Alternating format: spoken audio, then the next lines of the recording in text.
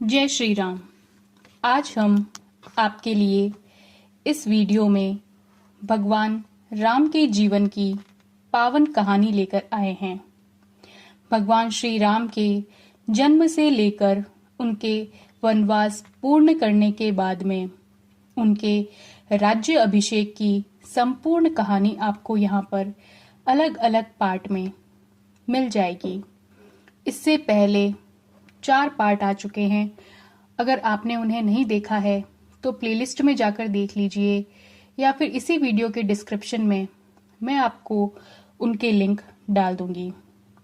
पिछले वीडियो में हमने जाना कि किस प्रकार भगवान श्री राम वनवास की ओर चल पड़ते हैं। आइए इस वीडियो में हम उसके आगे की कहानी के बारे में जानते हैं। अब भगवान श्री राम, जानकी और लक्ष्मण अयोध्या से विदा लेकर गंगा तट पर पहुंचे और गंगा को प्रणाम किया तथा केवट को नाव तट पर लाने के लिए कहा, परंतु केवट ने नदी पार करवाने से मना कर दिया।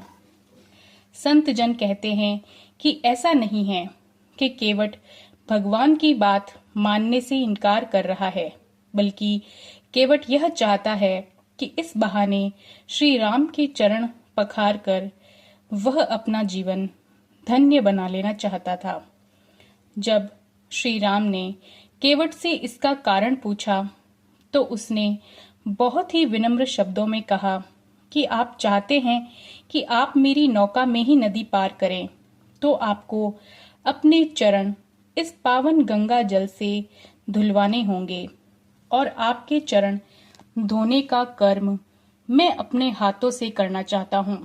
यह प्रेम है एक भक्त का कि कहीं ये पावन अवसर कहीं चला न जाए। केवट कहता है कि आपके चरणों के स्पर्श से पत्थर की शिला ने एक नारी का रूप ले लिया। यदि ये चरण मेरी नाव को छुएंगे तो यह नाव भी नारी बन जाएगी। मेरी रोजी रोटी का तो यह एक ही साधन है। लक्ष्मण को यह बात बिल्कुल अच्छी नहीं लगी, पर भगवान श्री राम इस अद्भुत लीला का आनंद ले रहे थे। भगवान को ऐसे हठीले भक्त अच्छे लगते हैं क्योंकि उनके हठ में पावन प्रेम छिपा रहता है। तब प्रभु श्री राम केवट से बोले कि हे केवट, तू वही कर जिससे तेरी नाव को कोई नुकसान न हो। जल्दी से जल ला और तू अपनी जिद पूरी कर। अजीब बात है, जो सबको पार उतारने वाले हैं वे केवट से कह रहे हैं, भैया हमें पार उतार दे।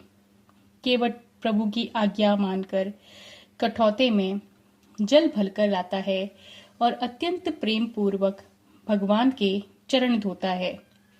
फिर उस जल का चंद्रामृत ले लेता है।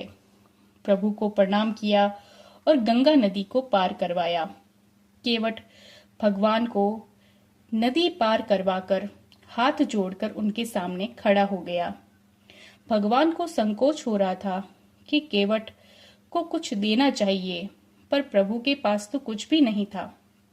तुरंत सीता जी ने अपनी अंगूठी उतारकर केवट को दी और प्रभु ने कहा, लो अपनी उतराई। केवट ने चरण पकड़ लिए और कहा, हे नाथ, आज मुझे दुनिया की सब निधियां मिल गई, अब मुझे कुछ भी नहीं चाहिए। तब करुणा निधान भगवान श्री राम निर्मल भक्ति का आशीर्वाद देकर आगे बढ़ गए। इस प्रकार प्रभु श्री राम ने केवट पर कृपा करके उन्हें आशीर्वाद दिया। उसके बाद भगवान श्री राम ने पवित्र गंगा नदी में स्नान किया तथा ऋषि भारद्वाज की कुटिया में पहुंचे। वहां प्रभु ने ऋषि भारद्वाज से पूछा कि वनवास के 14 वर्ष बिताने के लिए उन्हें शांति और सुरमय वातावरण कहाँ पर मिलेगा। ऋषि ने बताया कि ऐसा वातावरण तो उन्हें चित्रकूट में ही मिल सकता है। तब भगवान चित्रकूट पहुंचे। वहां दो ऐसी सुंदर कुटिया बनाई जिसका वर्णन ही नहीं किया जा सकता। श्री राम, जानकी सहित लक्ष्मण सुंदर घास पत्तों के घर में शोभायमान हो गए। भगवान पूरे वनवास में अनेक जगह रहे, परंतु चित्रकूट की तो बात ही निराली है। सब ऋषि मुनि भगवान के दर्शन करने दौड़े चले आ रहे हैं। अब वे वहां के वनवासियों से प्रेम पूर्वक मिलते हैं और उन्हें वन के बारे में पूछते हैं। वनवासी वन के संकटों से अवगत कराते हैं। भगवान लीलावश चिंतित होते हैं। तब वनवासी कहते हैं कि हम सब आपकी सुरक्षा करेंगे, आप चिंतित न हो। इस प्रकार भगवान राम, जानकी और लक्ष्मण सहित शांति पूर्वक वन में रहने लगे और वनवासियों और ऋषि मुनियों के संकटों का निवारण किया। इसके आगे की कहानी हम अगले पार्ट में जानेंगे। जय श्री राम।